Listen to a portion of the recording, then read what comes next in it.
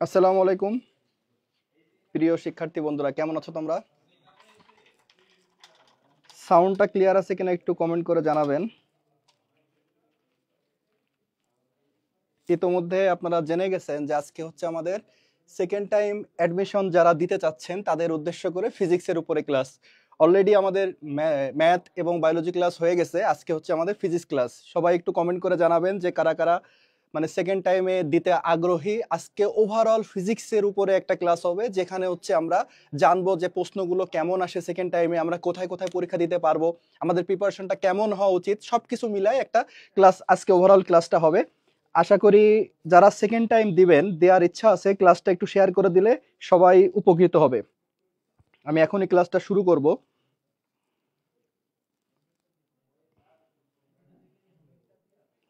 Lamia sound ওকে, ধন্যবাদ।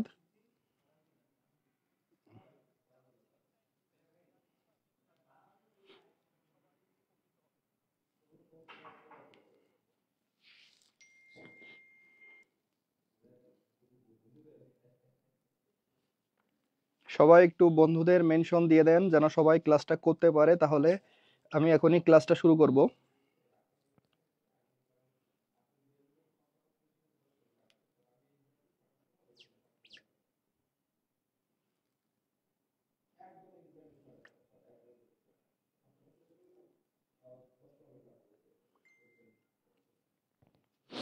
যাই হোক, কথা না বাড়াই শুরু করি। সেকেন্ড টাইমে আমরা যারা কারা দিব, যারা হচ্ছে এবার ব্যর্থ, মানে একটু মন খারাপ সবার, তারপরে হচ্ছে আমাদের সেকেন্ড টাইমে কিন্তু অনেক অপশন, বিশেষ করে জিএসটি এবং জাহাঙ্গীরনগর ইউনিভার্সিটি, বড় দুইটা জায়গা আছে আমাদের সেকেন্ড টাইমে পরীক্ষা দেওয়ার জন্য, এবং এখানে কিন্তু অনেক অনেক সিট। এবং আপনারা হয়তো জানেন কিনা জানি না যে জাহাঙ্গীরনগরে এবং জিএসটিতে সেকেন্ড টাইমাররাই কিন্তু বেশি চান্স পায়। কেন চান্স পায়? তারা কিন্তু অলরেডি একবার, আপনারা কিন্তু অলরেডি একবার ধরা খেয়ে গেছেন এবং বিভিন্ন জায়গায় পরীক্ষা দিয়ে আপনারা টের পেয়ে গেছেন যে অ্যাডমিশন টেস্টার জার্নিটা আসলে অতটা সহজ না, এবং আপনারা প্রশ্ন প্যাটার্ন সম্পর্কে অনেকেই জানেন, অনেক কিছু আগায় আছেন। শুধুমাত্র দরকার একটুখানি গোছানো প্রস্তুতি। এই গোছানো প্রস্তুতি নিলেই কিন্তু আপনাদের পক্ষে অবশ্যই একটা সিট নেওয়া সম্ভব।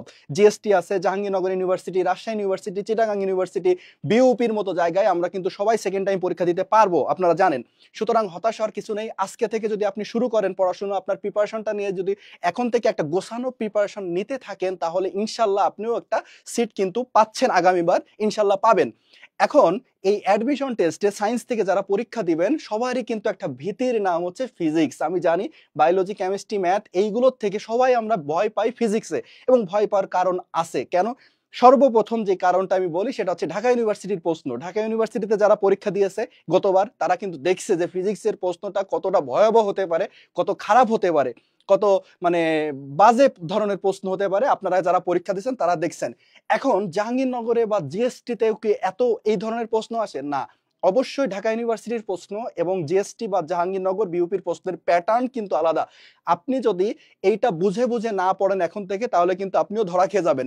এখন দেখেন, বিগত কয়েক বছর ২০২২ থেকে ২০২৫ সালের প্রশ্নগুলোটা যদি আমরা অ্যানালাইসিস করি, তাহলে দেখবেন যে আমাদের কোথা থেকে প্রশ্ন আসে।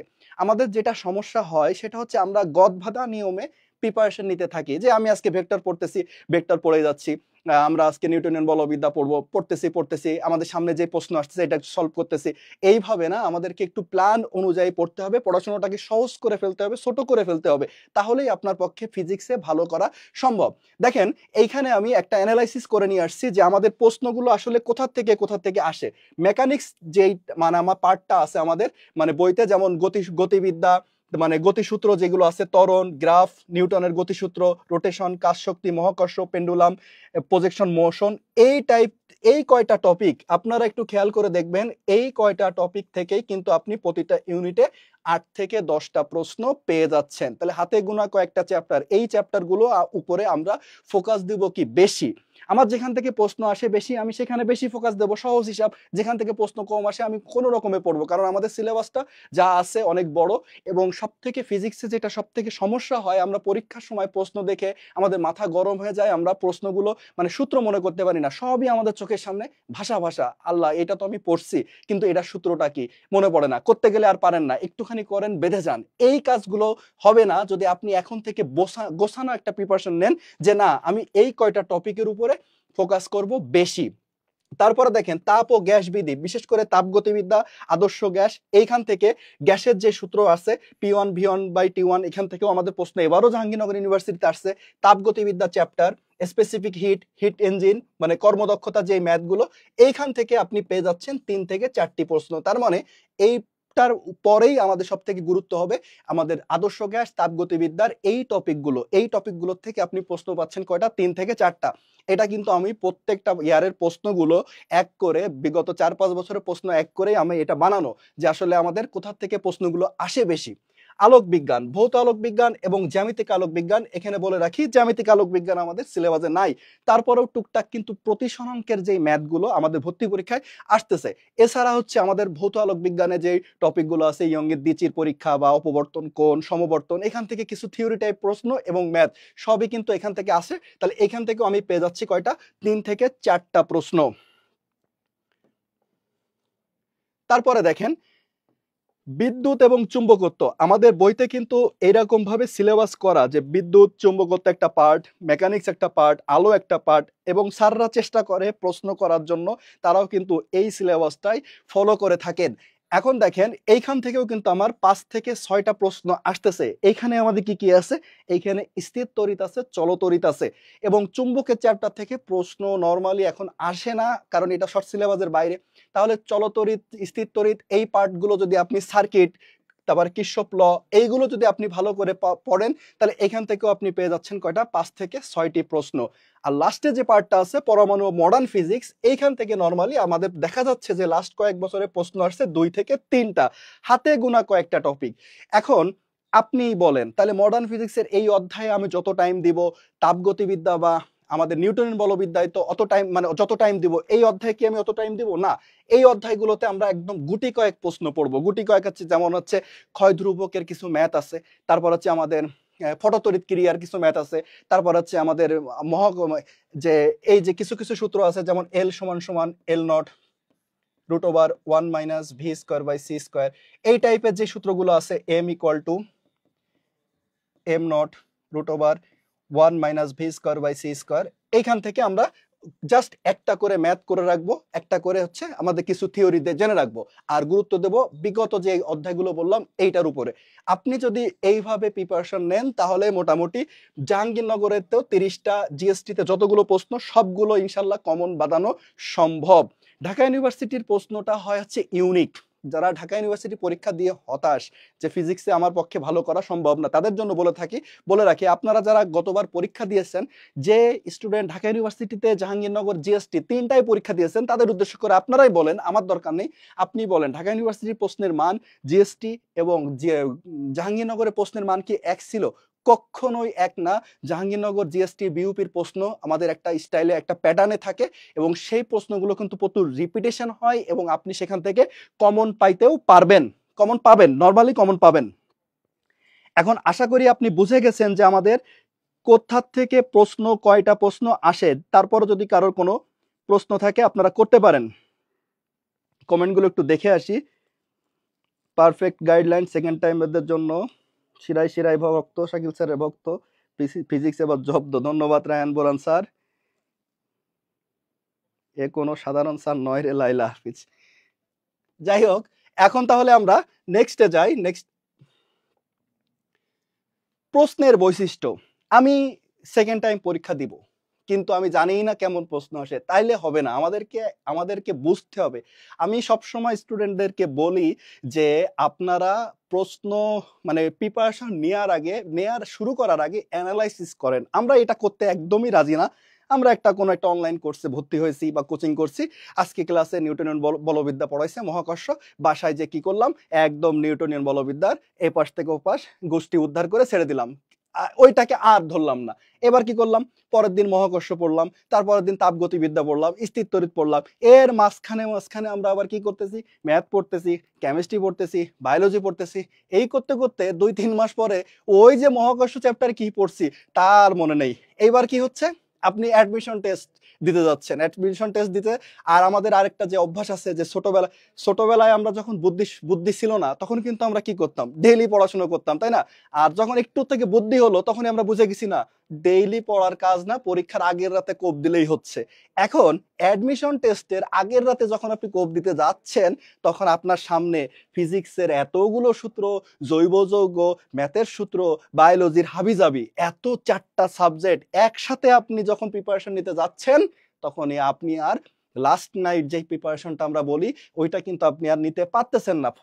তার ফলে কি হচ্ছে, পরের দিন সকালবেলায় পরীক্ষা দিতে যাচ্ছেন, সব প্রশ্ন আল্লাহ এটা তো আমি পারি, এটা তো আমি চিনি, কিন্তু সেটার আপনি করতে পারতেছেন না, বা অর্ধেক করতে যে এরপরে যেন কি হবে, এই সূত্রটা কি হবে, এই এই অবস্থা না। আমাদেরকে একটা গোছানো প্রিপারেশন নিতে হবে, অ্যানালাইসিস করতে হবে যে আমাদের কোথা থেকে প্রশ্ন জাহাঙ্গীরনগরে আসে, জিএসটিতে আসে, সেই প্রশ্নগুলোর প্যাটার্ন কেমন। দেখি তো একটু প্রশ্নের প্যাটার্নগুলো কেমন।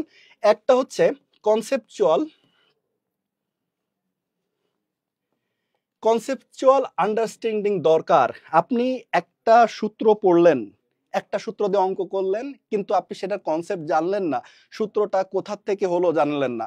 এখন অ্যাডমিশন টেস্টের একটা ছাত্রের বৈশিষ্ট্য আছে যে আমরা যেভাবে ম্যাথ করে যাই, তার পরের লাইন বা তার আগের লাইন, ওই কনসেপ্টের ভিতর থেকে একটা অংশ থেকে প্রশ্ন যখনই আমাদের করে, তখনই কিন্তু আমরা ধরা খেয়ে যাচ্ছি। সুতরাং শুধুমাত্র একটা অঙ্ক করলেই হবে না, সেটার উপরে পুরোপুরি আপনার দখল করতে হবে, আয়ত্ত পুরো কনসেপ্টটা ক্লিয়ার করতে হবে। 2 নম্বর, ক্যালকুলেশন বেসড প্রশ্ন থাকে 40 থেকে 50%। এই জায়গায় আমরা ম্যাক্সিমাম স্টুডেন্ট ধরা খাচ্ছি জাহাঙ্গীরনগর ইউনিভার্সিটিতে। জাহাঙ্গীরনগর ইউনিভার্সিটিতে এই ইউনিটে যখন আপনি পরীক্ষা দিতে যাবেন, এইটা বলা হয়ে থাকে জাহাঙ্গীরনগরের ক্যালকুলেশন আর কোনো ভার্সিটির ক্যালকুলেশনের সাথে মিল খায় না। কেন মিল খায় না? ঢাকা ভার্সিটির প্রশ্ন যখন ঢাকা ইউনিভার্সিটিতে পরীক্ষা দিতে যাচ্ছেন, আপনি দেখতেছেন সেখানে যেই অঙ্কগুলো থাকুক, ছোট হোক বড় হোক, ক্যালকুলেশনটা নর্মালি কি, ধরেন এক্সাম্পল দিলাম, এক পাশে ধরেন এখানে আছে 108, তাহলে এইখানে নিচে অবশ্যই 54। এটা হচ্ছে ঢাকা ইউনিভার্সিটি বা আদার্স ইউনিভার্সিটির ক্যালকুলেশনের একটা অংশ, যে এক পাশে 108 আছে, নিচে 54 দিয়ে আমি ভাগ করে 2 পেয়ে যাচ্ছি। কিন্তু জাহাঙ্গীরনগর ইউনিভার্সিটিতে এখন কিছু করার নেই, উপরে 108, নিচে 33। ব্যাস, আমরা কিন্তু ক্যালকুলেশনে যে ধরা খেয়ে যাচ্ছি। আমি একটু পরে স্যাম্পল কোশ্চেন আছে যে দেখবেন যে ক্যালকুলেশন করতে গেলে যে কত দিয়ে কত ভাগ করা লাগতেছে, কত দিয়ে কত গুণ করা লাগতেছে, সেই ছোটবেলায় ফিরে যেতে হচ্ছে আমাদের, একদম টোটাল ডিটেলস কাটাকাটি। সুতরাং এই ক্যালকুলেটর বাদে কাটাকাটি অংশ, এই অংশে আমরা জাহাঙ্গীরনগর ইউনিভার্সিটিতে ধরা খাচ্ছি। কিন্তু যারা সেকেন্ড টাইমার আছে, তারা তো আপনি বুঝতেছেন, একবার পরীক্ষা দিয়েছেন, আপনি এখন থেকে যদি প্রশ্নগুলো অ্যানালাইসিস করেন, তাহলে আপনি কি করবেন, আপনি অবশ্যই কাটাকাটির উপরে, হাতে কলমে ক্যালকুলেটর বাদে কাটাকাটির উপরে একটু জোর দিবেন। তাহলেই কিন্তু আপনি ফার্স্ট টাইমারদের থেকে আগায় যেতে পারবেন। এই একটা অংশে 40 থেকে 50%, প্রায় 14-15টা প্রশ্ন ম্যাথ থাকবে, সেই ম্যাথগুলো কিন্তু আপনি পারবেন যদি আপনি এখন থেকে প্র্যাকটিস করেন, কাটাকাটিটা একটু ঝালাই করে নেন। আবার আমাদের একটা সমস্যা যে আমি যখন বাসায় প্র্যাকটিস করি, তখন হচ্ছে আমি একটা অঙ্ক দেখলাম, অঙ্ক দেখে আমি মনে করলাম ও এটা তো আমি পারি, আমার করার দরকার নেই, খুব রং কনসেপ্ট, এই কাজটা করা যাবে না। আপনি যে অঙ্ক পারেন সেই অঙ্কটাও আপনাকে বাসায় বসে প্র্যাকটিস করতে হবে, কাটাকাটি করতে হবে। কারণ আমার পরীক্ষার সময় কি হয়, কাটাকাটি করতে হবে হাতে কলমে, যেটা আমাদের অনেকে অনেক দিন আমরা করিনি। বিশেষ করে যারা গতবার মেডিকেল প্রিপারেশন নিছেন, তারা একটু হিসাব করে দেখেন তো, লাস্ট কবে আপনি ম্যাথ করছেন, হাতে কলমে কাটাকাটি করছেন, মনেও করতে পারবেন না। আরেকটা ভুল অনেকে আমরা এখানে করে থাকি, যে অনেকে কি করেন, যে বাসায় বসে মনে করি যে হাতের কাছে ক্যালকুলেটর আছে, এখন একটু ক্যালকুলেটর দিয়ে ম্যাথটা করি, আমরা পরীক্ষার সময় কি করব, একদম ফাটাই ফেলবো। না, এই কাজও করা যাবে না। আপনি যত বাসায় বসে যত প্র্যাকটিস করবেন, কাটাকাটি যত প্র্যাকটিস করবেন, আপনি পরীক্ষার সময় তত এই অংশে জাহাঙ্গীরনগর ইউনিভার্সিটিতে আগায় যেতে পারবেন। শুধু জাহাঙ্গীরনগর ইউনিভার্সিটি না, জিএসটি বা সব জায়গায় যেখানে আপনার ম্যাথ আসবে ফিজিক্স থেকে, আপনি সেখানে আগাতে পারবেন যত বেশি আপনি কাটাকাটি বাসায় বসে করবেন। তত্ত্বভিত্তিক স্মরণ শক্তি নির্ভর প্রশ্ন 30%, এটা আবার কি, মুখস্থ মান। কিছু কিছু মুখস্থ মান আমাদের পরীক্ষায় আসতেছে, ঢাকা ইউনিভার্সিটিতে না আসলেও মেডিকেলে যেমন প্রশ্ন আসে, বিশেষ করে জাহাঙ্গীরনগরের ডি ইউনিটে যখন আপনি পরীক্ষা দিতে যাবেন, ডি ইউনিটের প্রশ্নের প্যাটার্ন আর মেডিকেলের প্রশ্নের প্যাটার্ন প্রায় এক, ডাইরেক্ট মুখস্থর মান। এটার মান কত, এটার মান কত, এটা হলে কি হয়, না হলে কি হয়, এটার একক কি, এটার মাত্রা কি, মানে পুরো মুখস্থ বিদ্যা। এই মুখস্থ বিদ্যা যে ভালো করবে সে এই অংশটুকু ভালো করতে পারবে। তার মানে আপনি শুধু ম্যাথ করে পরীক্ষা দিতে যাবেন, ফিজিক্স ভালো করা সম্ভব না। আপনি শুধু তত্ত্ব জানবেন, মুখস্থ করে যাবেন, তাহলেও ফিজিক্সে সম্ভব না। আপনাকে দুইটার একটা কম্বিনেশন তৈরি করতে হবে, তাহলে আপনি ফিজিক্সে ফুল মার্কসও পাইতে পারবেন। গ্রাফ ডায়াগ্রাম স্টুডেন্টদের একটা কমন একটা জিনিস, যে আমি গ্রাফ দেখলে গায়ে জ্বর এসে যায়, গ্রাফ মানে কি না কি না। আমরা যখন কোর্স চালু করব আপনি দেখবেন যে গ্রাফ এত সহজ একটা জিনিস, সবাই মনে করে যে গ্রাফ আসলে মুখস্থ করার না, গ্রাফ মুখস্থ করার জিনিস না, বুঝে করার। আপনি যদি গ্রাফ জিনিসটা একবার বুঝতে পারেন, আপনার মনে হবে যে 30টা প্রশ্নই গ্রাফ দিক আমাকে, 30টা প্রশ্নই গ্রাফ দিক, তাহলে আমি খুশি। আর যদি আপনি না বোঝেন, গ্রাফ দেখলেই আপনার জ্বর এসে যাবে। 5 নম্বর, কিছু ট্রিকি অপশন দিয়ে কনফিউশন তৈরি করা হয়। জাহাঙ্গীরনগরে, বিশেষ করে জাহাঙ্গীরনগর ইউনিভার্সিটিতে আপনি বিশাল একটা ম্যাথ করলেন, ম্যাথ করার পরে দেখবেন উত্তর মিলতেছে না। এবারও এই ঘটনা ঘটছে, 2টা ম্যাথ 3টা ম্যাথ প্রত্যেকটা সেটে ছিল, অনেক বড় ম্যাথ করছেন, উত্তর ব্ল্যাঙ্ক। এটা ব্ল্যাঙ্কই রাখতে হবে, জাহাঙ্গীরনগরে ব্ল্যাঙ্কের সিস্টেম আছে, তাদের উত্তর নাই। আবার ধরেন কিছু কিছু কনফিউজ করে দেয়, বিশাল এক প্রশ্ন, প্রশ্ন শেষে আপনার উত্তর 0, বা আপনার উত্তর অঙ্কটা করাই লাগতেছে না। এই ট্রিক্স গুলো যদি আপনি ধরতে না পারেন, এইখানে কিন্তু আপনাদের এই প্রশ্নগুলো দেওয়া হয় টাইম কিলিং এর জন্য। আপনি ওই প্রশ্নে যত বেশি মানে টাইম ইনভেস্ট করবেন, আপনার লস। আপনাকে প্রশ্ন পড়েই বুঝে যেতে হবে যে না, এটার উত্তর হচ্ছে এই, এটা আমার করা লাগবে না। সুতরাং ওই অঙ্কগুলো যদি আপনি করতে যান, বেশি টাইম নিয়ে করতে যান, তাহলে কিন্তু আপনার লস।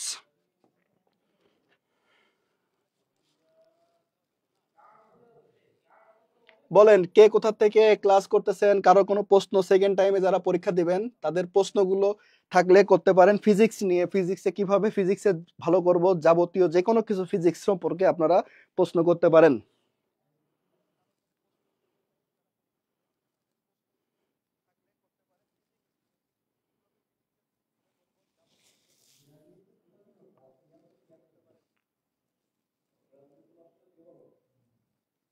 সেকেন্ড টাইম যারা পরীক্ষা দিচ্ছেন একটু কমেন্ট করবেন, যাদের ইচ্ছা আছে সেকেন্ড টাইমে ভালো করার চান্স পাওয়ার, তারা একটু কমেন্ট করেন।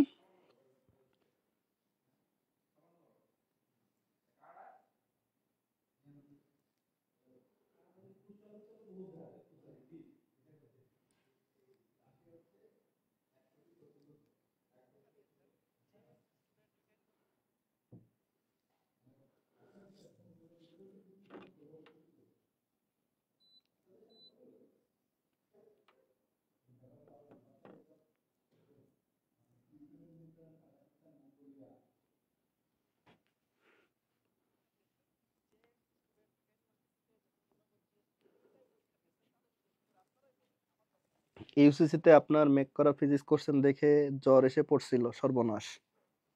2-3 মাস পরে না, 2 ঘন্টা পরেই ভুলে যাই স্যার। না না, এরকম ভুলে গেলে তো চলবে না। স্যার আপনার ক্লাস অনেক, কথাগুলো মিস করি অনেক, ধন্যবাদ। যাই হোক, এখন দেখেন প্রস্তুতির কৌশল। তাহলে আমরা যারা সেকেন্ড টাইম পরীক্ষা দিব, মোটামুটি একটা ধারণা পেলাম যে আমাদের সেকেন্ড টাইম যেখানে যেখানে পরীক্ষা দিতে পারবো তার প্রশ্নগুলো কেমন হয়। এখন আমাদের পার্টটা হচ্ছে প্রস্তুতির কৌশল। অলরেডি আমি অনেক কথা বলে ফেলছি, তারপর একটু লিখিতভাবে দেখেন। নাম্বার 1, বিগত 5 বছরের প্রশ্ন, বিগত 5 বছরের প্রশ্ন বারবার বিশ্লেষণ করা। বিগত 5 বছর না, যদি পারেন 10 থেকে 15 বছর, কারণ জাহাঙ্গীরনগর ইউনিভার্সিটি, গুচ্ছ, বিউপি, এখানে প্রচুর পরিমাণে প্রশ্ন রিপিট হয়। তাহলে আমরা যত বেশি আমরা প্রিভিয়াস ইয়ারের কোশ্চেন গুলো সলভ করব, আমাদের জন্য তত মঙ্গল। এবং শুধু হুবহু রিপিট হয় তা না, মানে কনসেপ্ট, আপনি একটা অঙ্ক করলেন যে 2019 সালে আসছে, 2020 সালে আসছে, ওইটা দেখবেন আবার 23 সালে আসছে, মানগুলো জাস্ট একটু চেঞ্জ করে, ভাষাটা একটু চেঞ্জ, কিন্তু সূত্র এক, কনসেপ্ট এক। সুতরাং আমাদের যদি বিগত বছরের প্রশ্নের উপরে ফোকাস করতে পারি আমরা, আমরা কিন্তু জাহাঙ্গীরনগর গুচ্ছতে একটা ভালো মার্ক ক্যারি করতে পারবো। প্রত্যেক অধ্যায় সব থেকে কনফিউজিং টপিক গুলো ভালোভাবে ক্লিয়ার করুন। বিষয়টা হচ্ছে একটা অধ্যায়ে কিছু কিছু ব্যাপার আছে আপনি পারেন, একদম সহজ, ওইগুলোর উপরে আপনার বেশি জোর দেওয়ার দরকার নাই। যেগুলো অঙ্ক আপনি দেখলেই পারবেন, ওইগুলো করার দরকার নেই। আর কিছু কিছু বিষয় আছে যেগুলো কনফিউজড, আপনার মনে থাকে না, তাহলে আপনি বুঝতেছেন, আপনি বুদ্ধিমান, যে যেইগুলো আপনাকে কনফিউজ করবে, যেগুলো আপনার মনে থাকবে না, সেইগুলোর উপরে আপনি কি করবেন, ফোকাসটা একটু বেশি দেবেন। 3 নম্বরে short tricks and time management শেখা। এইটা হচ্ছে আমি বলবো সব থেকে বেশি ইম্পর্টেন্ট ব্যাপার, টাইম ম্যানেজমেন্ট করা পরীক্ষার সময়। কারণ আপনি যখন পরীক্ষা দিবেন এট এ টাইমে আপনার ফিজিক্স, কেমিস্ট্রি, ম্যাথ, বায়োলজি সবগুলো দাগাতে হবে। এবং আপনি যদি কেমিস্ট্রি এবং বায়োলজিতে বেশি টাইম ইউজ করে ফেলেন, আপনি ধরা খাবেন। এই জন্য আপনাকে অবশ্যই টাইম ম্যানেজমেন্ট শিখতে হবে, যে আমি কেমিস্ট্রিতে, বায়োলজিতে এইটুকু টাইম দেব, আর ফিজিক্স আর ম্যাথে আমাকে অবশ্যই একটু কি করতে হবে, বেশি টাইম লাগবে, এইটা ধরেই আপনার পরীক্ষা আগাতে হবে। আবার ফিজিক্সের কথা বলি, ফিজিক্সে একটা অঙ্ক করতে আপনার 2 থেকে 3 মিনিট সময় লেগে যেতে পারে, 2 থেকে 3 মিনিট সময় লেগে যেতে পারে। এবং এরকম একটা দুইটা ম্যাথ অবশ্যই প্রশ্নে থাকে নর্মালি। এখন আপনি যদি হতাশ হয়ে যান যে না, সর্বনাশ, একটা অঙ্ক করতে আমার এত সময় লাগলো, তাহলে তো আমার পরীক্ষা এখানেই শেষ। না, এই ভুল করা যাবে না। কারণ যেই প্রশ্নে আপনার একটা প্রশ্ন, একটা ম্যাথ সলভ করতে 2-3 মিনিট সময় লাগতেছে, তার উপরে নিচে অবশ্যই কোনো না কোনো প্রশ্ন আপনি দেখেই উত্তর করতে পারবেন। সুতরাং এই যে 2-3টা প্রশ্ন একত্র করলে আপনি আবার দেখবেন আপনার প্রশ্ন সলভের এভারেজ টাইম আবার ঠিক একইভাবে কমে গেছে। সুতরাং এটা নিয়ে হতাশ হওয়া যাবে না। তারপরে সূত্রের উপরে বেশি জোর দিন, সূত্রের উপরে বেশি জোর দিন ফিজিক্সের ক্ষেত্রে। কারণ পরীক্ষার সময় এই সূত্রটা, আমি প্রশ্ন পড়ে এটা কোন সূত্রের ম্যাথ, এইটাই যদি মনে করতে না পারি, আমার সবকিছুই তাহলে শেষ। ম্যাথগুলো হাতে কলমে বারবার প্র্যাকটিস করুন। এই যে যেটা আমি আগেও বলছি, আমাদের পরীক্ষায় চান্স না পাওয়ার অন্যতম কারণ আমরা পরীক্ষা ম্যাথগুলো করি, চেষ্টা করি, প্র্যাকটিস করি, কিন্তু হাতে কলমে কাটাকাটিটা করতে চাই না। এইটা করা যাবে না। যত বেশি কাটাকাটি করবেন আপনার স্পিড তত বাড়বে। 6 নম্বরে এক্সাম, এক্সাম, এক্সাম। মানে এক্সামের কোনো বিকল্প নাই। আপনি পার্ট পরীক্ষা দেন, যে অধ্যায় ভিত্তিক পরীক্ষা এবং সব পেপার ফাইনাল, মডেল টেস্ট, যত বেশি আপনি পরীক্ষা দিবেন, আপনি প্রতিদিন একটা দুইটা করে পরীক্ষা দিতে দিতে যখন মেইন পরীক্ষায় বসবেন, আপনার কিন্তু তেমন একটা ফিলিংস হবে না, ও আমরা তো ডেইলি যে পরীক্ষা দিই সেই পরীক্ষায় দিচ্ছি। কিন্তু পরীক্ষার এই যে ভয়টা, ভীতিটা দূর করতে পারলেই আপনি জয় করতে পারবেন। কারণ যে যত পরীক্ষায় ভয় পাবে, তার কিন্তু চান্স পাওয়া তত কঠিন হয়ে যাবে। সুতরাং আপনি চেষ্টা করবেন যে যত বেশি সম্ভব পরীক্ষা দেওয়া। এরপরে হচ্ছে মেডিকেল প্রিপারেশন থেকে জার্নিটা চেঞ্জ করতে ভার্সিটি প্রিপারেশন। অনেকেই আমরা মনে করি যে গতবার আমরা মেডিকেল পরীক্ষার প্রিপারেশন নিয়েছিলাম, এইবার আমি তাহলে ঢাকা ইউনিভার্সিটি মানে ভার্সিটির প্রিপারেশন নিতে পারবো না। এটা একটা রং কনসেপ্ট। এবং প্রথমবার যেই কাজটা হয়, প্রথমবার সবাই আবেগে মেডিকেল অথবা ইঞ্জিনিয়ারিং কোচিং করেন, কোথাও চান্স হয় না, ধরা খান, পরের বার ব্যাক করেন কোথায়, ভার্সিটিতে। এইটা কিন্তু আমাদের আশেপাশে আপনি তাকান, আপনার ফ্রেন্ড সার্কেলে এই সংখ্যাটা সব থেকে বেশি। যারা কোচিং করছিল মেডিকেলে বা ইঞ্জিনিয়ারিং, এখন কোথাও চান্স পায়নি, তাদের মনে মনে চিন্তা হচ্ছে যে না, আমি এবার ভার্সিটির জন্য একটু পড়বো। মেডিকেল পড়তে পারেন, আপনি মেডিকেল প্রিপারেশন নিতে পারেন, কিন্তু আমি ভার্সিটির জন্য প্রিপারেশন নেব। এবং তাদের মনে একটা ভয় কাজ করে যে আমরা যে পারবো কিনা। দেখেন, নাম্বার ওয়ান, তোমার বেস কিন্তু আগেই তৈরি, বেস আগেই তৈরি। মানে মেডিকেলে এত বেশি পরিমাণ আপনাকে ভিতর থেকে পড়ানো হয়েছে, বিশেষ করে ফিজিক্স, কেমিস্ট্রি, বায়োলজি, এই তিনটায় ভিতর থেকে আপনার এত তথ্য পড়ানো হয়েছে, এত দেখে মানে রিডিং পড়ানো হয়েছে, মুখস্থ করানো হয়েছে, আপনার তো 50% কাভার হয়েই আছে। আমাদের যে সপ্তর ম্যাথ আসতেছে না, আমাদের যে 30টা প্রশ্ন, ধরেন জাহাঙ্গীরনগরে 30টা প্রশ্ন, 30টা প্রশ্নের মধ্যে যেই 15টা প্রশ্ন আমাদের ম্যাথ বাদে আসতেছে, সেগুলো তো আপনার কমপ্লিট, অলরেডি কমপ্লিট। তাহলে তো আপনার প্রিপারেশন আরো এক ধাপ আগায় আছেন। সুতরাং আপনি অবশ্যই কখনোই ভয় পাবেন না। এখন দরকার খালি একটু ম্যাথ করার। প্রস্তুতিটা বদলাও না, কৌশলটা বদলাও। মানে যে প্রস্তুতি নিচ্ছিলেন সেটাই সেটাই আপনি চালাতে থাকেন, খালি একটু কৌশলটা চেঞ্জ করেন, প্রশ্নগুলো অ্যানালাইসিস করেন যে আমাদের ভার্সিটির প্রশ্ন কেমন আর মেডিকেলের প্রশ্ন ছিল কেমন।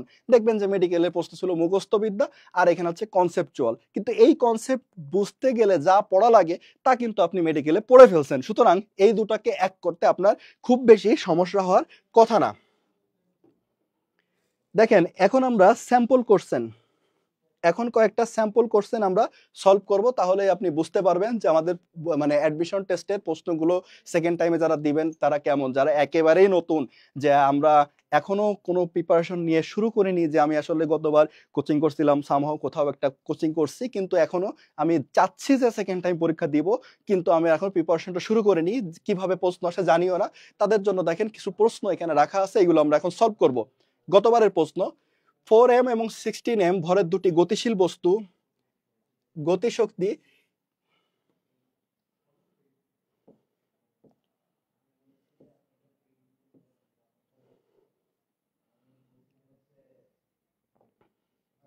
দুটি গতিশীল বস্তুর গতিশক্তি একই হলে তাদের রৈখিক ভরবেগের অনুপাত কত? দেখেন, অ্যাডমিশন টেস্টে যারা দিবেন তাদের দুইটা কনসেপ্ট আপনাকে মাথায় রাখতেই হবে। দুইটা কনসেপ্ট মাথায় রাখলে আপনার বলা হয়ে থাকে যে 50% কনসেপ্ট একবারেই শেষ। কোন দুইটা কনসেপ্ট? যে ধরেন যে কোনো একটা সূত্র আমরা লিখি যে টি টি সমান সমান twice pi root over L by G. এইখান থেকে আমাদের অ্যাডমিশন টেস্টে সব থেকে বেশি প্রশ্ন আসছে টি সমান সমান দোলনকাল twice pi root over L by G. কিন্তু আপনি দেখবেন যে কখনোই এই ডিরেক্ট সূত্র থেকে কিন্তু প্রশ্ন আসে না, এই সূত্রগুলো বাচ্চা দেয়, এবং যেই বাচ্চা দেয় সেই বাচ্চার থেকেই আমাদের প্রশ্ন আসে বেশি। কিভাবে বাচ্চা দেয়? যদি জি কনস্ট্যান্ট হয় তাহলে আমরা এখান থেকে লিখতে পারি যে T one by T two equal to root over L1 by L2। আবার যদি L কনস্ট্যান্ট হয় তাহলে আমরা কি লিখতে পারি? T1 by T2 equal to root over G2 by G1।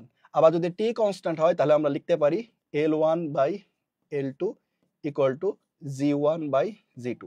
যে এই জিনিসটা ভালো বুঝবেন তার কিন্তু অ্যাডমিশন টেস্ট অনেক সহজ। যে কোনো অধ্যায়ের যে কোনো সূত্রের second line, third line, fourth line যেই সূত্রগুলো বাচ্চা দেয় দেখবেন একটু খেয়াল করে প্রশ্নগুলো আমাদের কিন্তু সেখান থেকেই হয়। এইখানে গতিশক্তি যে প্রশ্নটা আমাদের আছে, গতিশক্তি এবং হচ্ছে আমাদের ভরবেগের মধ্যে একটা সম্পর্ক, এই সূত্র আমাদের মুখস্থ আছে। তারপরে আমি একটু দেখাই দিই যে গতিশক্তি সমান সমান আমরা কি লিখতে পারি? হাফ এম ভি স্কোয়ার, তাই না? এখন যদি আমরা এখানে একটা এম গুণ করে দিই এম ভি স্কোয়ার এবং সেটা দিয়ে এম ভাগ করে দিই, কোনো সমস্যা নাই, তাহলে আমাদের পরের লাইনে হয়ে যায় half p square by m. এই সূত্রটা আপনারা মুখস্থ রাখবেন। যদি মুখস্থ রাখতে না পারেন তাহলে গতিশক্তির থেকে নরমালি বের হয়ে যায় ই সমান সমান পি স্কোয়ার বাই এম। এখন এই যে একটা সূত্র, এইখান থেকে আমাদের প্রশ্ন ডিরেক্ট মানে ছোটবেলায় প্রশ্ন আসতো যে গতিশক্তি এত, ভরবেগ এত, ভর কত, ভর আছে, ভরবেগ আছে, গতিশক্তি কত। না, আমাদেরকে একটু চেঞ্জ আনতে হবে। ধরেন আপনাকে বলা হলো যে এইখানে ভরবেগটা কনস্ট্যান্ট, তাহলে এর সাথে এম কি? ব্যস্তানুপাতিক, তাহলে E1 বাই E2 সমান সমান M2 বাই M1 আমরা লিখতে পারি। যেমন এই প্রশ্নে বলছে যে গতিশক্তি একই, গতিশক্তি যদি একই হয়ে থাকে তার মানে কি ইটা হচ্ছে কনস্ট্যান্ট। এবার পি স্কোয়ার আর এম এরা কি অবস্থা? সমানুপাতিক অবস্থায় আছে। এখন ভরবেগের অনুপাত চাওয়া হয়েছে, তার মানে আমি একবারে যদি লিখি যে P1 বাই P2, পির সাথে এম কি অবস্থা? সমানুপাতিক, তাহলে আমাদের উপরে কি হবে? M1 বাই M2, পির উপর একটা স্কোয়ার, তাহলে এই পাশে কি হবে? রুট। এইবার আপনি মান বসাই দেন। প্রথমে ছিল 4m আর পরে হচ্ছে 16m, এম কাটা 4 হচ্ছে 16, 4 রুট করলে কত হয়? 1:2। যত দ্রুত সম্ভব আপনাকে এইগুলো সলভ করে ফেলতে হবে। আমি প্রথমবার তাই আপনাদের একটু ডিটেলস দেখাচ্ছি। আপনি প্রথমে একটা টপিকস পড়বেন, প্রশ্ন, তার সূত্রটা কোথা থেকে আসলে সূত্রটা লিখবেন বা মনে মনে করবেন, তারপরে যেটা সমানুপাতিক ব্যস্তানুপাতিক দিয়ে ঝট করে সেকেন্ড লাইনটা বানাই ফেলবেন। এই যে P1 বাই P2 সমান সমান root over M1 by M2। এইটা আপনি যদি মনে করেন যে আপনি বাসার থেকে মুখস্থ করে যাবেন, না, এইটা আপনি মুখস্থ করবেন না, কখনো মুখস্থ করবেন না। কারণ এইবার এই প্রশ্ন আসছে, পরের বার অন্য কোথাও থেকে কোনো একটা সূত্র থেকে এই কনসেপ্ট থেকে প্রশ্ন আসবে। সুতরাং আমার এইটা মুখস্থ করার দরকার নেই, আমার মুখস্থ করার দরকার ই সমান সমান পি স্কোয়ার বাই 2m। আশা করি আপনারা বুঝতে পারছেন। ক্লিয়ার কিনা বলেন। নেক্সট দেখেন, এই যে গতবারের প্রশ্ন, 1 মিটার ব্যাসার্ধের একটি গোলাকার পরিবাহীতে 100 কুলম্ব চার্জ দেওয়া হলো। কেন্দ্র হতে 1 সেন্টিমিটার দূরে কোনো বিন্দুতে তড়িৎ প্রাবল্য হবে। কেন্দ্র থেকে 1 সেন্টিমিটার, জাস্ট আপনি সেটা দেখেন সেটা বৃত্তের ভিতরে নাকি বাইরে, গোলাকার পরিবাহীর ভিতরে নাকি বাইরে। আমাদের ব্যাসার্ধ হচ্ছে 1 মিটার, অনেক বড়, এবং 1 সেন্টিমিটার সেটা হচ্ছে আমাদের ভিতরে, আর ভিতরে হলেই তার প্রাবল্য কি হবে? 0। ওই যে আমরা বলছিলাম যে একটা প্রশ্ন সলভ করতে আপনার টাইম লাগবে 2-3 মিনিট, একটা প্রশ্ন আপনি দেখে উত্তর করতে পারবেন, তাহলে কি হবে? জিনিসটা একটা ব্যালেন্স হয়ে যাবে।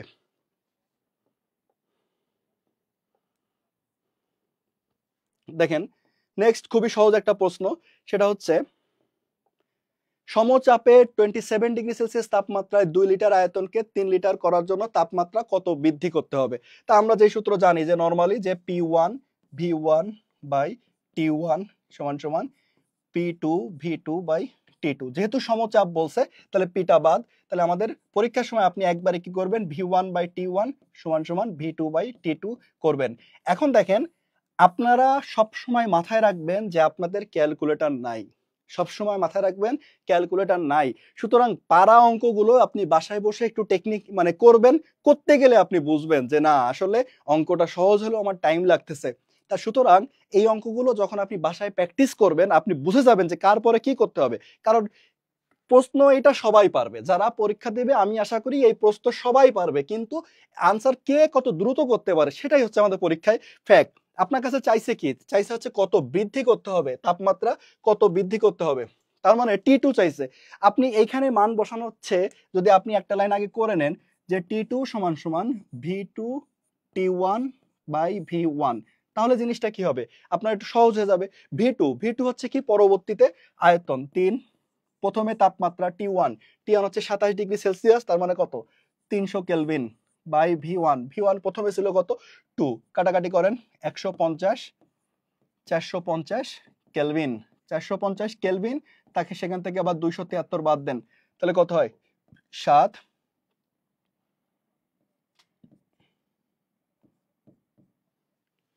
3 7 177°C। এইবার দেখেন 177°C জাহাঙ্গীরনগর ইউনিভার্সিটির প্রশ্ন বলে কথা, পরীক্ষার সময় মাথা যার গরম হয়ে যাবে সে ধরা। কিভাবে ধরা, এই যে 177 দেখেই তো আপনি দাগায় দিবেন, 177 দেখেই কিন্তু আপনি দাগায় দিবেন, যেহেতু আমার 177 চলে আসছে অপশনে। কিন্তু ভালো করে পড়েন, তাপমাত্রা কত বৃদ্ধি করতে হবে, তাপমাত্রা কত বৃদ্ধি করতে হবে, এটা হচ্ছে কি তাপমাত্রা দ্বিতীয় অবস্থা। তাহলে বৃদ্ধি করতে হবে কত 177/27 বিয়োগ, তার মানে কত হয় 0 150। এই 150°C অপশনে নাই, কিছু করার নাই। জাহাঙ্গীরনগর ইউনিভার্সিটির প্রশ্নের প্যাটার্নটা হচ্ছে এমন, আপনি একটা অঙ্ক করলেন আপনার উত্তর কাছাকাছি গেল, ওটা অপশন নাই। এখন তাহলে আমরা কি করব, যেটা কাছাকাছি আছে ওইটাই দেখাতে হবে। আর যদি একেবারেই কাছাকাছি কোনো কিছু না থাকতো তাহলে আমরা কি করতাম, আনসারটা ব্ল্যাঙ্ক রাখতাম। কারো কোনো প্রশ্ন থাকলে করতে পারেন।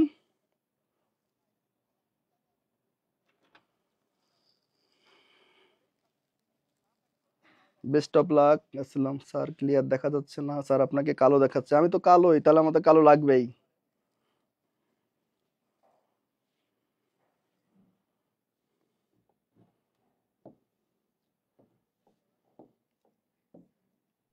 নেক্সট দেখেন, গতবারের এই প্রশ্নটা যখন মানে আমি প্রশ্নটা দেখি, দেখার পরে আমার মনে হয়েছিল যে এই অঙ্কটা ক্যালকুলেটর বাদে আসলে সম্ভব না। আপনি একটু পড়েন দেখেন তো। এবারের প্রশ্ন, একটি সমতল অপবর্তন গেটিং এ প্রতি সেন্টিমিটারে 3000টি রেখা আছে। এই গেটিং কে 5.556 10⁻⁷ তরঙ্গ দৈর্ঘ্য বিশিষ্ট একবর্ণী আলোক রশ্মি দ্বারা আলোকিত করা হলো। তৃতীয় ক্রমের অপবর্তন কোণ কত হবে? সর্বনাশ! এই প্রশ্নটা আপনি যখন অ্যাডমিশন টেস্টে যারা হলে বসে দিছে, জানি না তাদের যে ফিলিংসটা কেমন হয়েছে। কারণ এইখানে একটা জিনিস আমি দেখতে পাচ্ছি যে তরঙ্গ দৈর্ঘ্যের মানটা কত দেখেন তো, 5.56 10⁻⁷। এইখানে আবার প্রতি সেন্টিমিটারে রেখা আছে। আমার সময় আছে 31 থেকে 40 সেকেন্ড। এই সময়ের মধ্যে এটা আমি কিভাবে করব? এই সময়ের মধ্যে আমিও পারবো না, কেউ এই অঙ্কটা করতে পারবে না। আপনার এই অঙ্কটা করতে 1 মিনিট সময় লেগে যাবে, 1.5 মিনিট সময় লেগে যাবে। কিন্তু ভয় পাচ্ছেন কেন? একটু আগেই তো একটা অঙ্ক আপনার উত্তর ছিল 0, যেটা আপনি দেখে বলতে পারছিলেন। এই জন্যই আপনার টাইম ম্যানেজমেন্টটা প্রয়োজন। এখন এখানে আবার একটা ব্যাপার আছে, উত্তরের অপশন দেখেন 20°, 30°, 10°, 40°। এখন আমার এক্সপিরিয়েন্স দেখে আমি দেখে মনে করতে পারি যে আমার উত্তর হবে এটা 30°। যদিও এটা খুব মানে বাজে জিনিস, আমি দেখে 30° কেন বললাম, সেটা হচ্ছে আমরা যে কোণ চাচ্ছে তাই না, 30°C না, সরি এটা সি হবে না, 30° কোণ। কারণ বাকি যে মানগুলো 20°, 10°, 40°র মান আমি জানি না, 30°র মানটা আমি জানি, সুতরাং উত্তর 30° হতে পারে। কিন্তু আপনারা আবার এরকম আন্দাজে দেখায়েন না। আমি অঙ্কটা করি, যে সূত্রটা মনে আছে কিনা আপনাদের, অপবর্তন কোণের 1/n sin θ সমান সমান n ল্যামডা। আপনার কাছে কি চাইছে, অপবর্তন কোণ, তাহলে থিটা সমান সমান কি হবে, sign inverse n n lambda. এখন আসেন দেখেন অঙ্কটা করি, যে সাইন ইনভার্স ক্যাপিটাল N আরেকটা জিনিস সেটা হচ্ছে যারা নতুন নতুন প্রিপারেশন নেওয়া শুরু করবেন সেকেন্ড টাইম, আপনাদের কিন্তু একটা অভ্যাস আছে যে আমি একটা ফিজিক্সের অঙ্ক করতে দিলাম, যে দেওয়া আছে এই এন, দেওয়া আছে এন, মানে এটা এইসব কাজ দেওয়া আছে টেওয়া আছে করা যাবে না। আমি একটা সূত্র বসায় যত দ্রুত আমার অঙ্কটা সলভ করতে পারবো আমার জন্য তত মঙ্গল। এখন আমি ক্যাপিটাল এন এর মান কত বসাবো? প্রতি সেন্টিমিটারে রেখা আছে 3000টি, তাহলে 3000।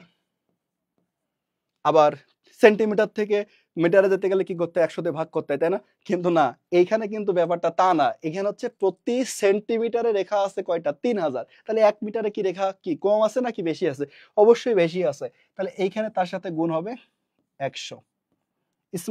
স্মল এন হচ্ছে কততম? তৃতীয় ক্রমের, তৃতীয় ক্রম, তার মানে 3। ল্যামডার মান কত? 5.556 ইন্টু 10⁻⁻7। এই কাজ আমার মনে হয় না অ্যাডমিশন টেস্টের আগ পর্যন্ত আপনারা জীবনে কখনো এইটা হাতে কলমে কাটাকাটি করতে গেছেন। আপনার কি মনে হয় করতে গেছেন? না, কখনোই করতে যাননি। তারপরে আমরা একটু চেষ্টা করে দেখি। এইখানে কাটাকাটি করতে গেলে একটা বিষয় আছে, কিছু বিষয় মনে রাখবেন, যে এই যে জিরো জিরো, যত জিরো থাকবে আমার কাটাকাটির মধ্যে, যত জিরো থাকবে আমার জন্য তত লাভ। এবং এই জিরোকে কাটতে যাবেন না, কখনো এই জিরোকে কাটতে যাবেন না। এক পাশে 10 আছে, এক পাশে 5 আছে, আপনি কাটলেই 10 রে 5 দিয়ে কাটলে 2 হয়ে যাচ্ছে, কিন্তু কাটাকাটি করবেন না। কারণ 10 থাকলে সুবিধা কি, যতগুলো জিরো থাকবে যদি গুণ অবস্থায় থাকে আমি লাস্টে আনসারে কি করতে পারবো, ততগুলো জিরো বসাই দিতে পারবো। আর নিচে যদি জিরো জিরো থাকে তাহলে পয়েন্টের পরে সংখ্যাগুলো বাড়িয়ে দিতে পারবো। সুতরাং যত জিরো থাকবে আমার জন্য তত লাভ।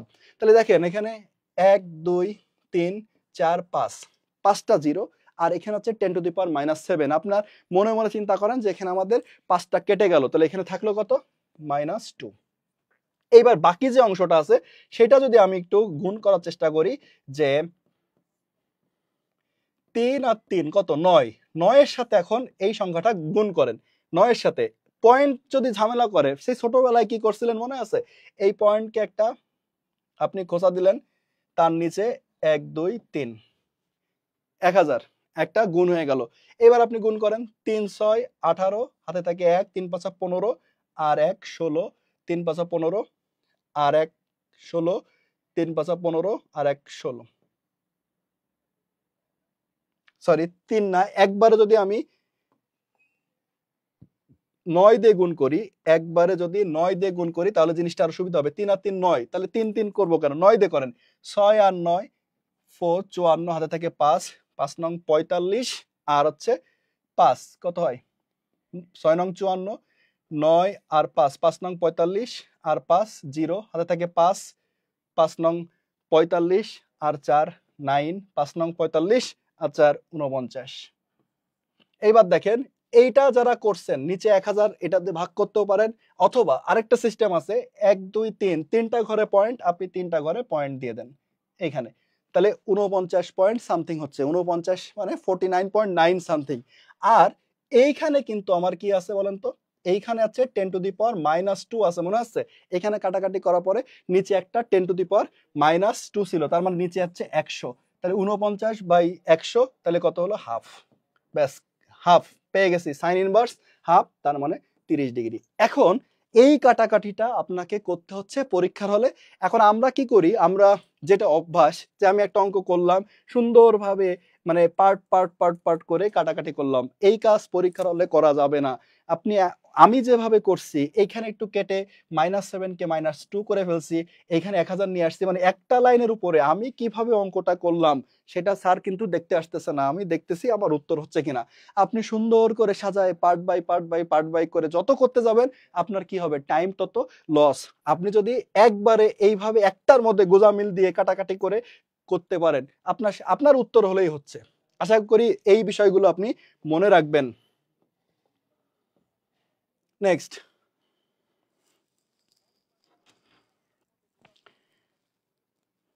আব্দুল্লাহ কাফি, আসসালামু আলাইকুম। ওয়ালাইকুম আসসালাম ভাইয়া। যারা ক্লাসটা করছেন আগের কাটাকাটিটা বুঝছেন কিনা বলেন। ইমন নিলয় ভাই বলছেন গুড লাক।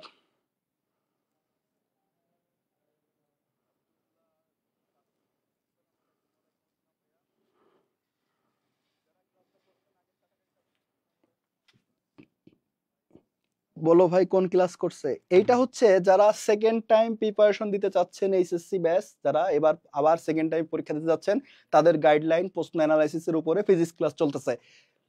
কোন কার্নো ইঞ্জিনের দক্ষতা 75%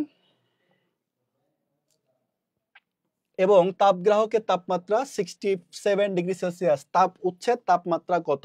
তাহলে গ্রাহকের আমাদের যে সূত্র একবার ডিরেক্ট চলে যায়, 1 মাইনাস T2/T1 ইন্টু 100%। তাহলে এখানে ডাইরেক্ট মান যদি আমি বসা দিই, এই পাশে হচ্ছে আমাদের 75%, 1 মাইনাস কি চাওয়া হয়েছে, তাপগ্রাহকের তাপমাত্রা 67। এই অঙ্ক সবাই আমরা পারি, করার দরকার নেই। তারপর একটুখানি বলে রাখি, যেখানে যেখানে ফিজিক্সের সূত্রের মধ্যে ক্যাপিটাল টি থাকবে সেখানে কিন্তু আমরা কেলভিন বসাতে বাধ্য, এই জিনিসটা মাথায় রাখবেন। এইখানে যদি T2 আমরা 67 বসায় দিই তাহলে কিন্তু আমাদের ধরা। তাহলে আমাদের 67 আর 273 এই বিষয়গুলো পরীক্ষায় অনেক প্যারা দেয়, কারণ আমাদের অঙ্ক ক্যালকুলেটারে করে করে অভ্যাস তো। 67 হুট করে মাথায় আসে না যে কত 273 যোগ করলে কত হবে। কোনো রিস্ক নেবেন না, কোনোভাবে মাথায় পরীক্ষার সময় মাথা গরম করা যাবে না। 67 আর 273 আমি এত ব্রিলিয়ান্ট না, আমার এত দরকার নেই মুখে মুখে ক্যালকুলেশন করা। ছোট্ট করে আমি পাশে সাইডে করে নিলাম। 7 আর 3 কত, 10, হাতে থাকে 1, তাহলে কত, 7 7 14 4, হাতে থাকে 1, 340। কোনো সমস্যা তো নাই, আছে 340। তাহলে T1 কত? এইবার আপনি ক্যালকুলেশন করলে আস্তে আস্তে পেয়ে যাবেন যে T1 এর মান কত। এই যে ছোট ছোট বিষয়গুলো, এইগুলো যদি আপনি না মাথায় রাখেন, পরীক্ষার সময় 67 আর 273 কত গেছে, একটুখানি এদিক সেদিক হলেই কিন্তু আপনার অঙ্ক ভুল হয়ে যাচ্ছে। সুতরাং আমাদের এই বিষয়গুলো একটু মাথায় রাখতে হবে।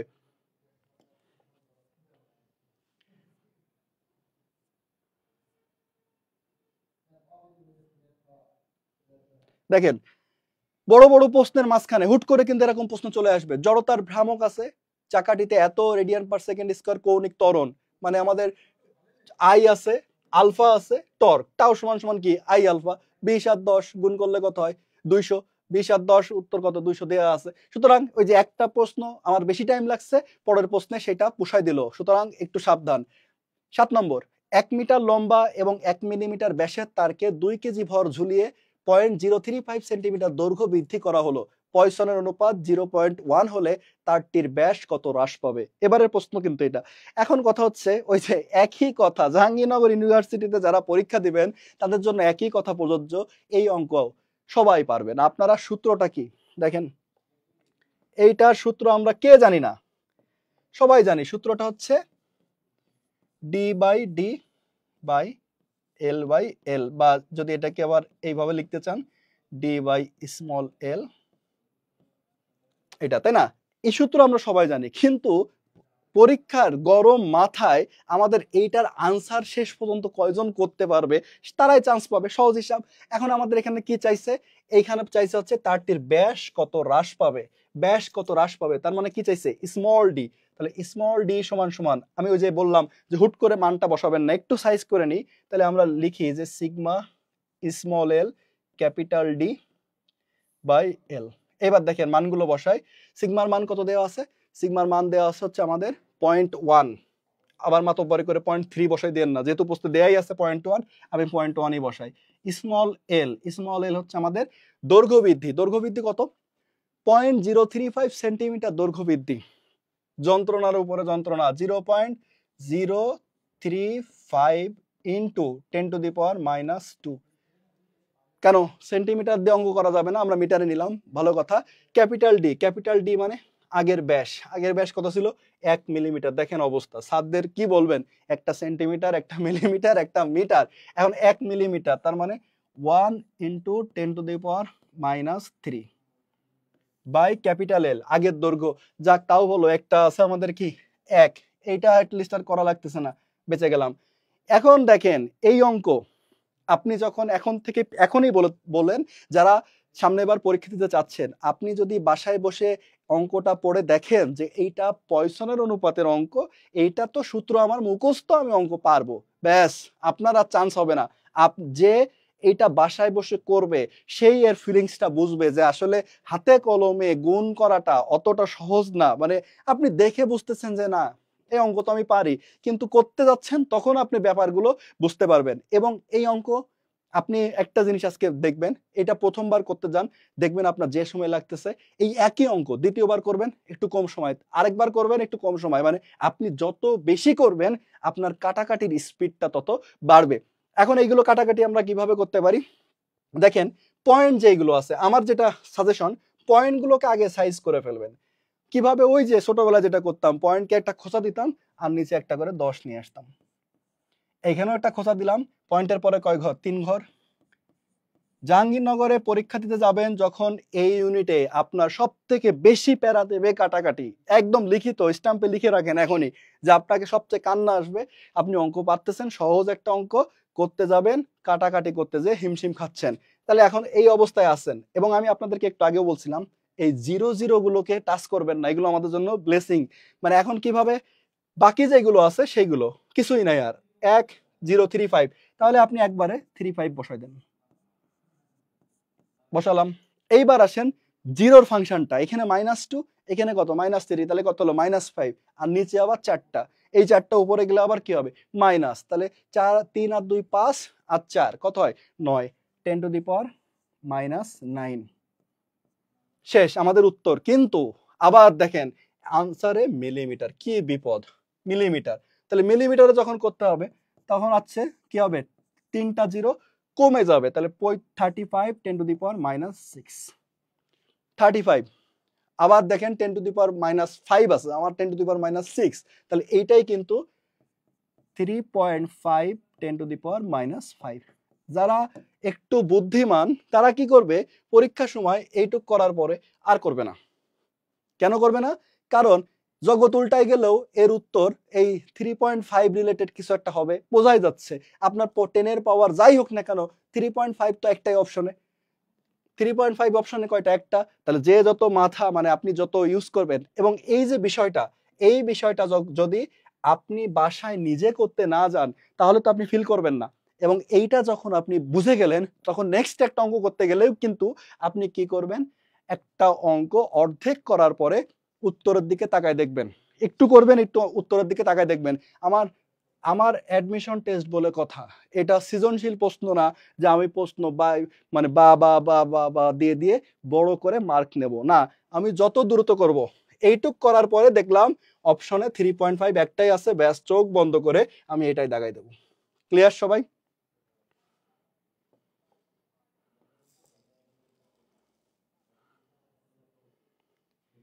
এনট্রপি পরিমাপ করে সিস্টেমের বিশৃঙ্খলা।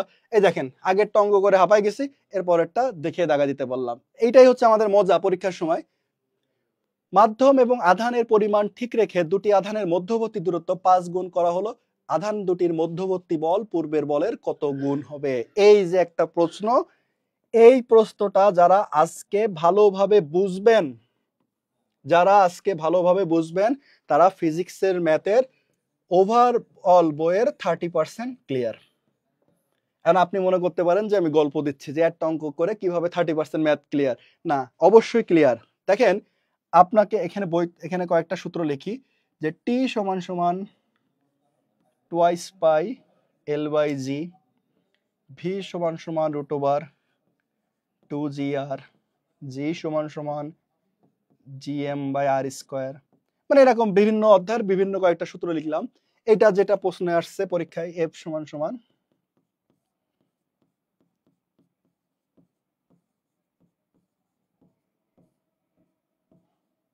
দেখেন প্রশ্নের প্যাটার্নটা একটু ধরার চেষ্টা করেন। আপনাকে হুট করে একটা প্রশ্ন বলা হবে এটাকে এত গুণ করছে আর এটাকে এত গুণ করছে, এটা কত গুণ হবে? শেষ। ওমা, এটা কি? হ্যাঁ, এইটাই হচ্ছে আমাদের অ্যাডমিশন টেস্টের, মানে ম্যাক্সিমাম ভার্সিটিতে সব জায়গায় আমাদের 2 3টা 4টা করে এই টাইপের প্রশ্ন থাকবে, এটাকে এত গুণ করছে, এটাকে এত গুণ। ঢাকা ইউনিভার্সিটির একটা প্রশ্ন কথা বলি, যে একটা গ্রহের জি কে 4 গুণ, ব্যাসার্ধকে দ্বিগুণ করা হলো, মুক্তিবেগ কত গুণ হবে?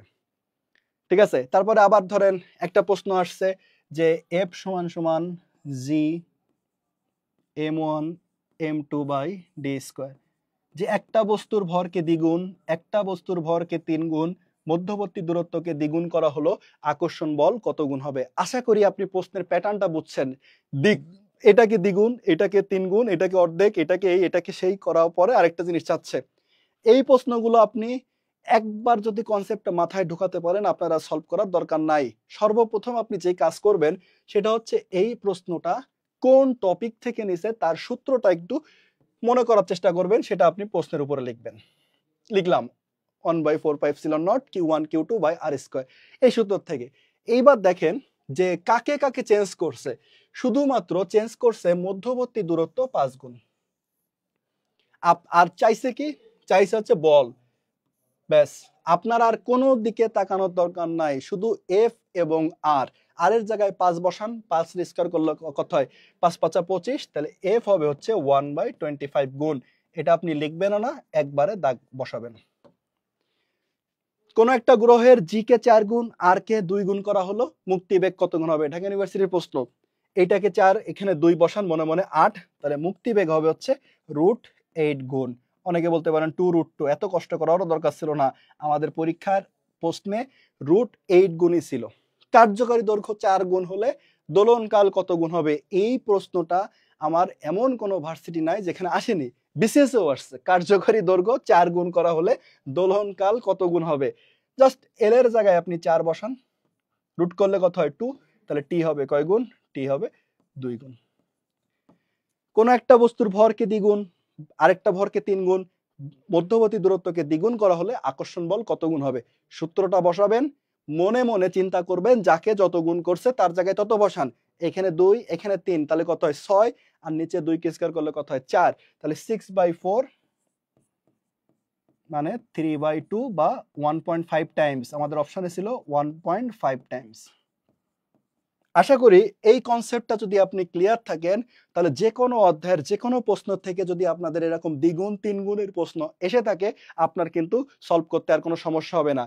প্রথমে আপনি প্রশ্নটা বসাবেন, দেখবেন যে কাকে কাকে চেঞ্জ করছে, তার জায়গায় তত বসাবেন, তত বসালেই আপনার উত্তর চলে আসবে।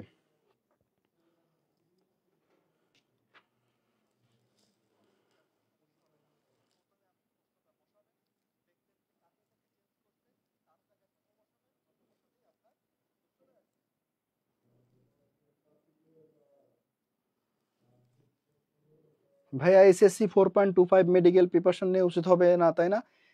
কোনো কিছুই অসম্ভব না, সবকিছুই সম্ভব। তারপরেও আপনার মনে হয় যে ভার্সিটির প্রিপারেশন নেওয়াটাই বেশি ভালো। আশা দেখায় তো লাভ না, এখানে আপনার অনেক মার্কস কমে যাবে এবং আপনি ভার্সিটির প্রিপারেশনটা নেওয়া আপনারটার জন্য বেটার হবে আর কি।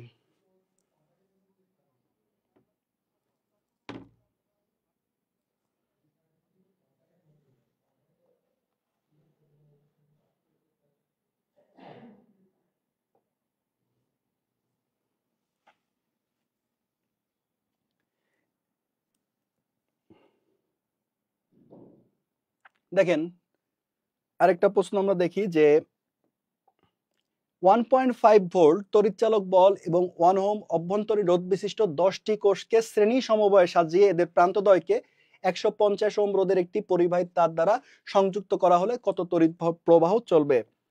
এখন এইখানে আপনাদের বলে রাখি যে আমাদের একটা কমন সূত্র আছে কি, I সমান সমান E বাই আর প্লাস আর, এই সূত্র আমরা সবাই জানি।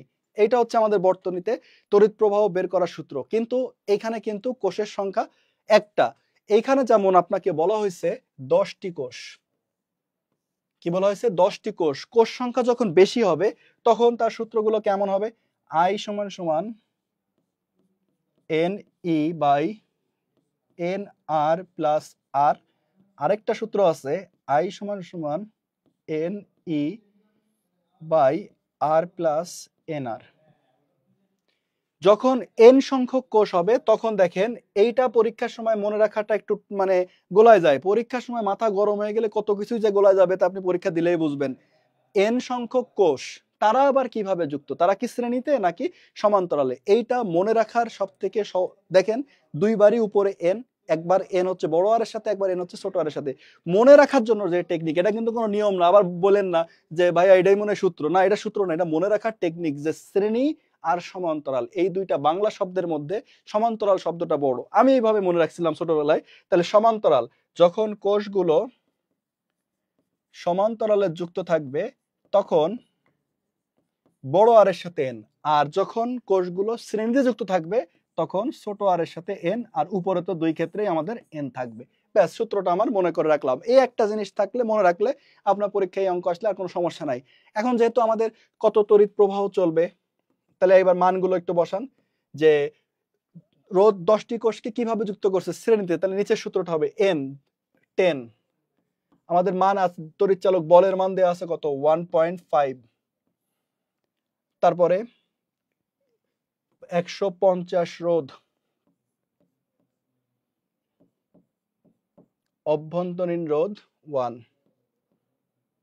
দেখেন প্রতিটা অঙ্কেই আমরা কম বেশি করে একটু ঝামেলা পোহাচ্ছি ক্যালকুলেশন, এটা আপনি ভয় পেন না। একটু এক সপ্তাহ প্র্যাকটিস করেন, 10 দিন প্র্যাকটিস করেন, ইনশাল্লাহ আপনার আর এই কাটাকাটিগুলোতে সমস্যা হবে না। এবং আপনি দেখতেছেন যে আমি এক একটা কাটাকাটি এক এক স্টাইলে করতেছি, কখনো 10কে রেখে দিচ্ছি, কখনো পয়েন্টকে রেখে দিচ্ছি, কখনো পয়েন্টকে উঠায় ফেলতেছি, পয়েন্ট উঠায় নিচে 10 নিয়ে আসতেছি, পয়েন্টকে মানে এক একবার এক একটা। যেমন এখানে আমি পয়েন্টকে উঠাবো না, এইটা আপনি করতে করতে আপনি বুঝে যাবেন যে কোন কাটাকাটিটা কিভাবে আগালে আপনার সময় কম লাগবে। এখানে 1.5 আর 10 যদি আমি গুণ করে দিই তাহলে সেটা কিন্তু 15 হয়ে যাচ্ছে, আমি একদম ইজিলি বলতে পারি। আর এখানে 150 আর কত 10, তাহলে কত হয় 160। এইটা আমি এই স্টাইলে গেলাম 15/160। এখানে যদি আমি একটু 5 দিয়ে কাটি তাহলে 3 5 3 5 15, 5 দুগুণে 10, 3/32। ব্যাস, এই আর যার দরকার নেই, কারণ আমাদের একটু অপশনের দিকে তাকাবেন। আমাদের আরেকটা সমস্যা, আপনার প্রশ্ন করে অপশনের দিকে তাকাই না, 3/32 চলে আসছে। অনেকে কি করবে পাকামো করে এটারে আবার পয়েন্ট বানাতে যাবে, পয়েন্ট বানানোর পরে উত্তর এসে দেখবে কি হায় হায় আমার তো উত্তর 3/32 ছিল। তাহলে আজকে এই পর্যন্তই, আপনাদের এই বছরেরই প্রশ্ন কয়টা দেখালাম, কয়েকটা প্রশ্ন যে আমাদের প্রশ্নগুলো কিভাবে আসে, যে আমাদের মানে কিভাবে প্রিপারেশনটা নেব ফিজিক্সের। আশা করি আপনারা বুঝছেন, এবং আমাদের প্রতিদিন ক্লাস 9:30 বা 10টার থেকে কিন্তু সেকেন্ড টাইমে প্রিপারেশনের উপরে ক্লাস চলবে। এবং আপনাদের আগামীকাল 9:30টায় হচ্ছে কেমিস্ট্রি ক্লাস আছে, অবশ্যই ক্লাসটা করবেন। এবং যারা সেকেন্ড টাইম প্রিপারেশন নিতে চাচ্ছেন বন্ধুরা, তাদেরকে মেনশন দিবেন। এই ক্লাসগুলো করলে আশা করি আপনারা উপকার পাবেন, যে প্রিপারেশনটা কিভাবে নেবেন সেটার উপর একটা ভালো একটা গাইডলাইন পাবেন। সবাই ভালো থাকবেন, আল্লাহ হাফেজ।